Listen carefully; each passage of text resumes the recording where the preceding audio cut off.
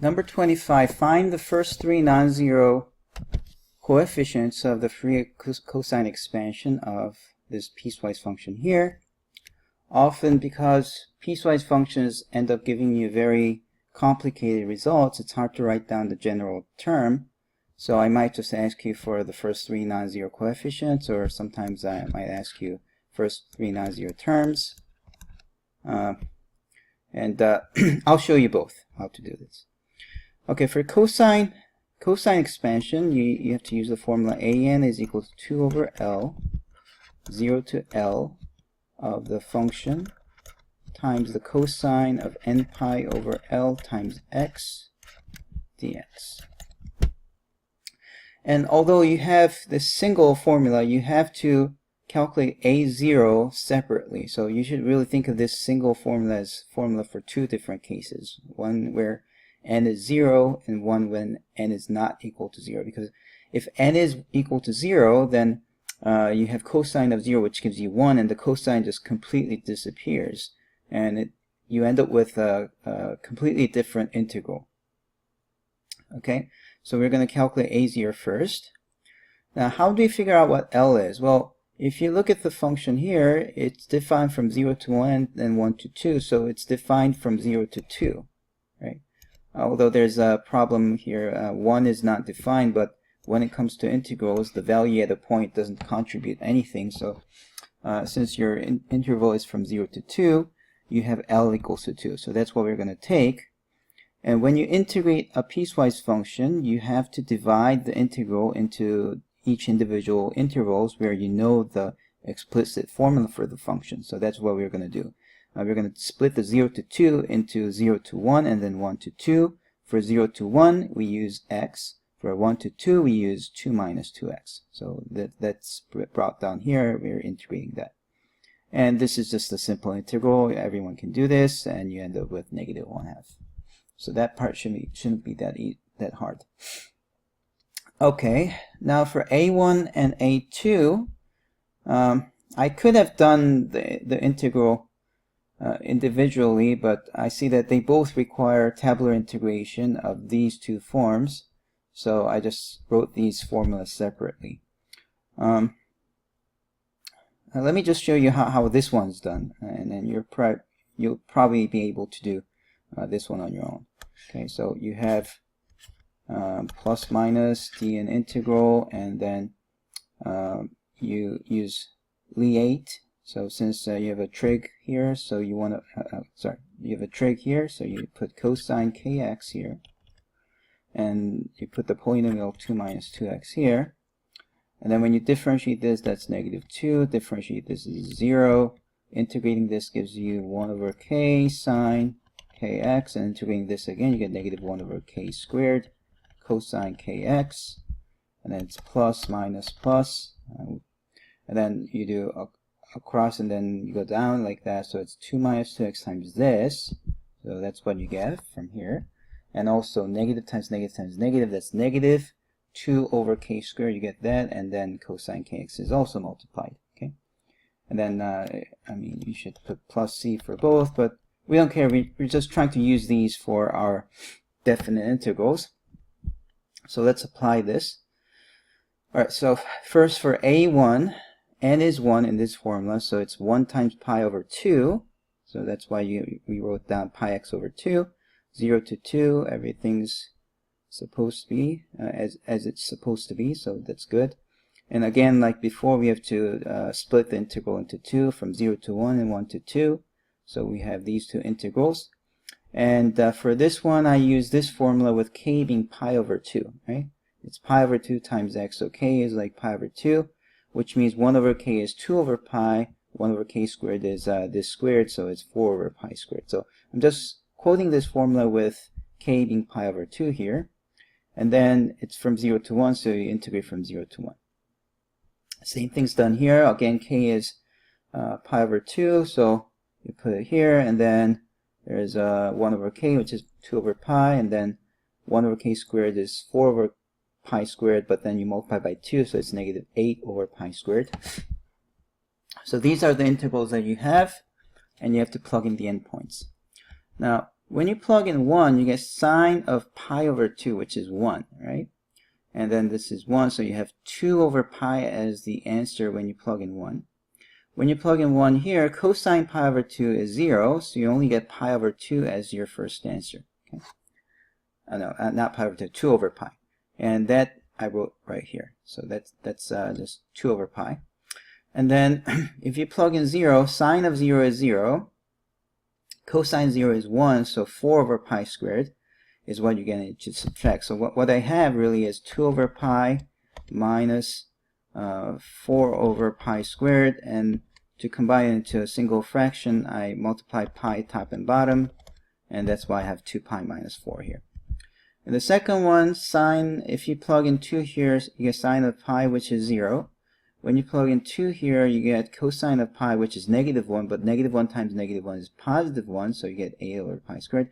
And when you plug in 1, 2 minus 2 is 0. So although this is not 0, this will become 0 when you plug in 1, so that's gone. When you plug in 1 here, you get cosine pi over 2. That's 0, so the only thing that you get is pi over 8 over pi squared. Now, combining the two, you end up with 4 plus 2 pi over pi squared as your A1.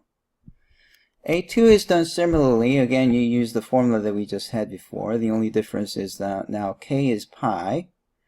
And then, again, with the same reasoning, when you plug in 1, sine pi is 0. When you plug in 1, it's negative 1, so negative 1 over pi squared is what you get. And then when you plug in 0, sine 0 is 0. If you plug in 0, is 1 over pi squared. So here you end up with negative 1 over pi squared minus 1 over pi squared, and that's why you get negative 2 over pi squared. For this one, if you plug in 2, that's negative 2 sine of 2 pi. Oh, sine of 2 pi is 0, so that's gone. We don't need that.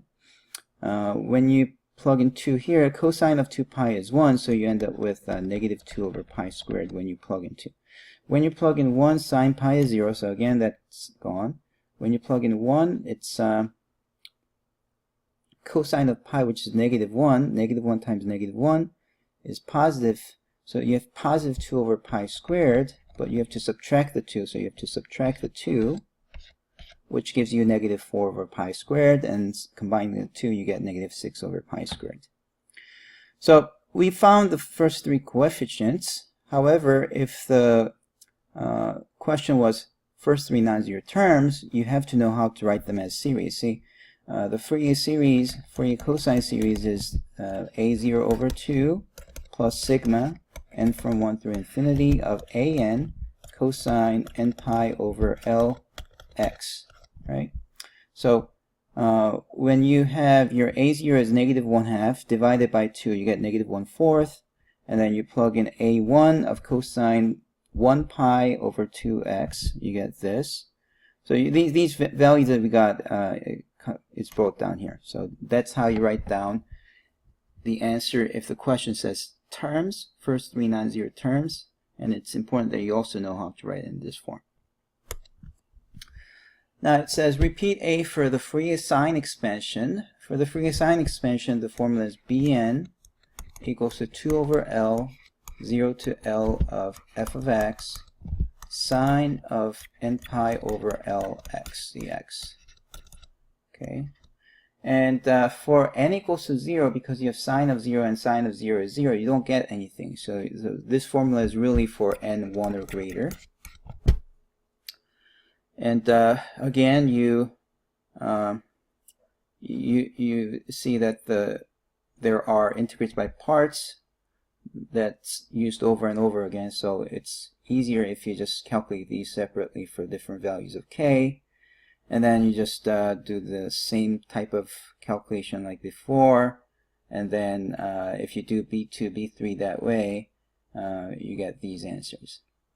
And once again, if your question says terms, you should know how to use the formula f of x equal to sigma n from 1 through infinity of bn sine n pi over lx.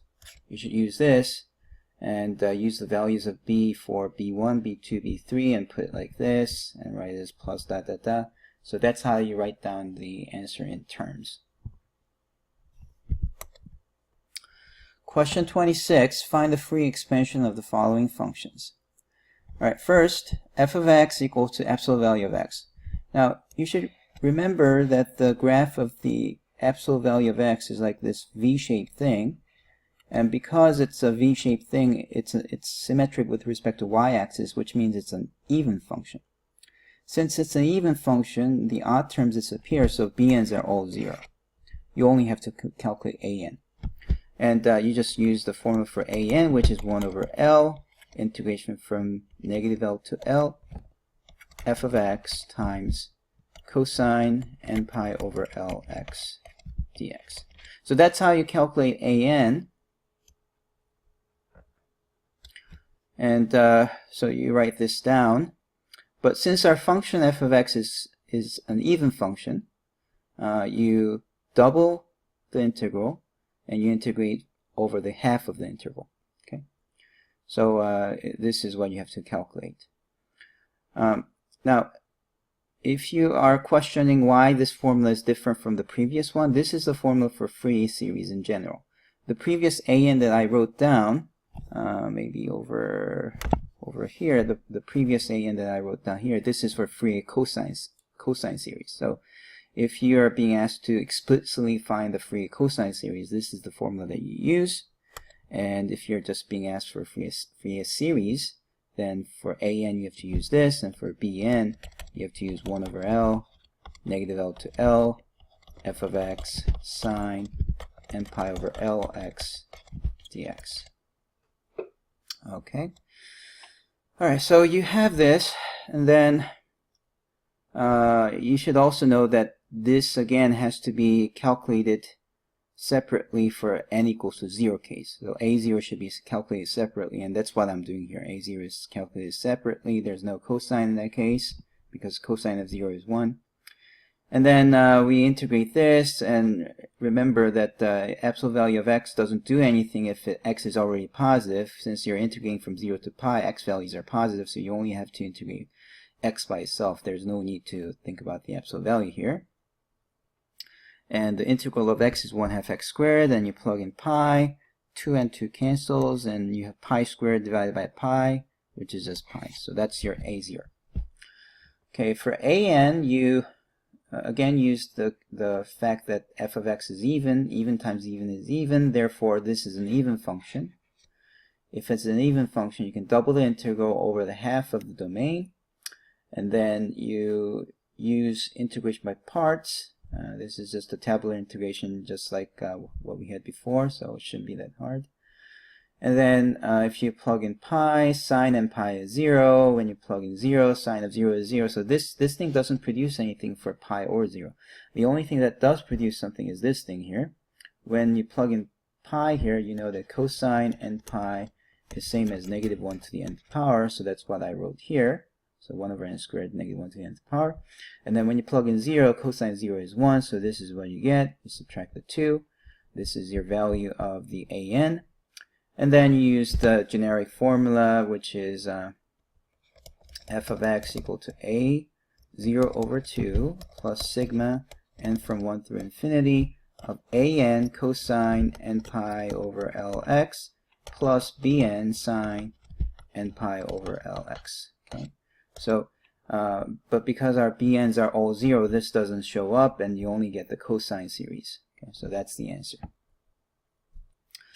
In other words, the Fourier series of this even function is same as the Fourier cosine series if you were, so if you're given f of x equal to x on 0 to pi, and if you were asked to find cosine series, then you will end up with the same answer as this one, because Fourier cosine series is same as the Fourier series of the even extension of this. So if you have just this part, and if you take the even extension, you get this V-shaped, and the Fourier series of this is this. So there, these two questions will have the same answer. Okay, 26b, we have a sum of an even function and an odd function. So absolute value of x is even. 2x, well, y equals to 2x is this straight line, and because this is symmetric with respect to this origin, we know that it's an odd function, and you can use this to calculate things easily. See, if you have x plus 2x and you're just trying to integrate, because you have this odd function integrated over a symmetric domain, that just becomes 0, so you only need to integrate the even function. And for the even function, we can just take the half of the interval and double the integral, and when x is positive, absolute value of x is the same as this x, so we can just calculate this, which ends up being 3. For an in general, you have to integrate, again, to 0 to 3. See, this is really absolute value of x plus 2x, but because this is an odd function, odd times even is, if you multiply these two out, you end up with an odd function, and when you integrate them from -3 to 3, you get 0. So the only thing that you have to care about is just this x, and again, you double the integral and integrate over the half of the interval. You integrate this using integrate by parts, you plug in 3 and 0, and this is what you end up with. For Bn, it's the opposite. See, if you have Bn absolute value of x plus 2x, it's the even function times this odd function that creates an odd function. So this one becomes 0, because you end up with an odd function if you multiply them out. And it's the 2x that survives. And because this is odd and sine is odd, odd times odd is even. So overall, this is an even function. Okay? If you multiply two odd functions, you get an even function. So we take double the integral over the half of the domain. We integrate by using integrate by parts, or the tabular integration. Let's just do this.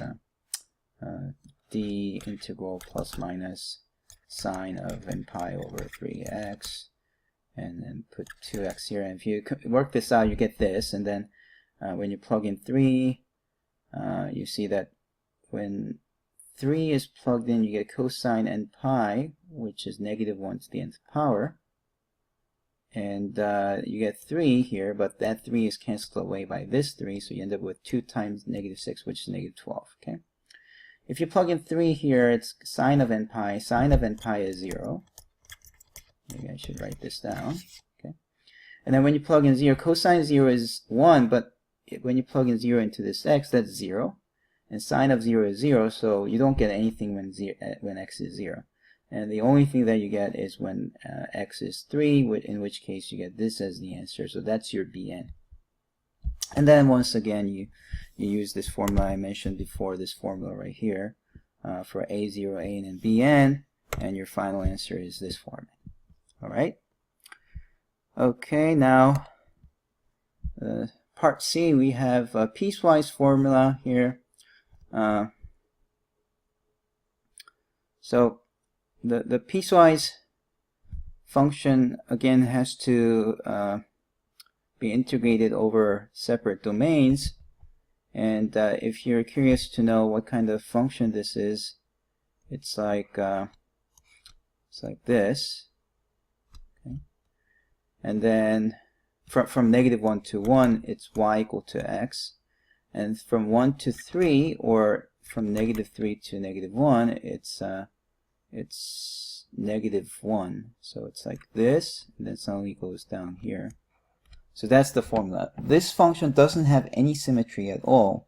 See, this part here is an odd function, and you can say this part is even function, but overall they don't have any symmetry. It's not symmetry over the origin, nor is it symmetry over this y-axis. So unfortunately, you will have to calculate this separately, and it could be a long calculation, but that's what you end up with.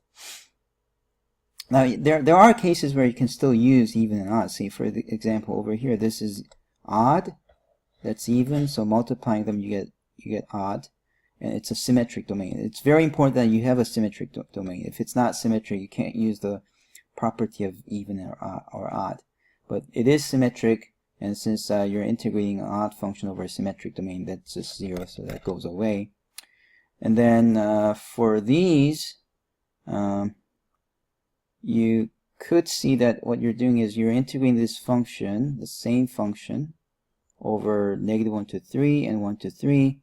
And because this is an even function, actually these two values will end up being the same. So you can just double this value, okay?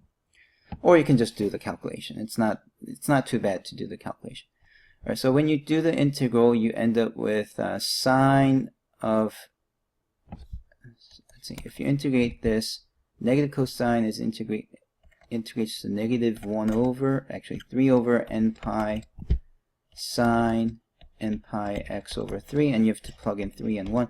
When you plug in 3 over 3 gives you 0, 3 over 3 cancels and you get sine of n pi, which gives you 0. So when you plug in 3, nothing happens. When you plug in 1, you get 3 over n pi, sine of n pi over 3, but that 3 gets canceled by this 1 over 3.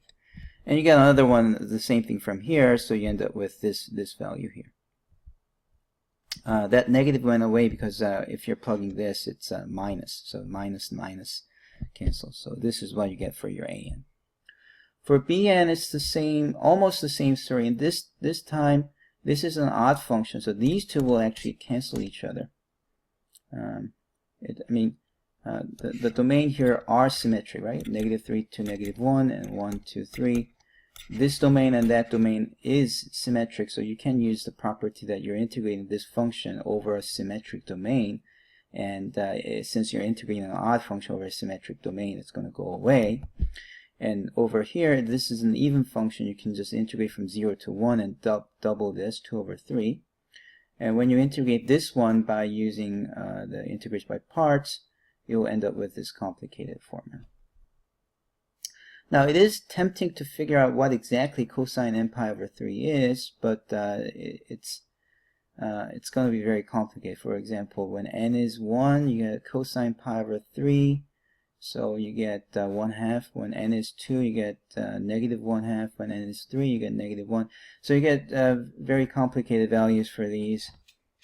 So that's why I just left them. So this is AN, that's, I think I made a mistake here. -3 over 4 should be divided by 2, right? So this should be 8. Okay, and then this AN goes right here. And then this thing goes here as the coefficient of the sine. And that's your final answer. Now, you could instead be asked to find the first 3 non-zero terms. In that case, you should figure out what this is for n equals to 1, and you should also figure out what this is for n equals to 1, and you'll have A0, A1, B1, so there will be 3 terms. Or maybe you could be asked first 5 terms. In that case, A2, you have to calculate this for 2, n equals to 2. So those are possible questions that you could be asked if you're given a piecewise function and you're asked to find the Fourier series. Number 27, compute the value of the integral here.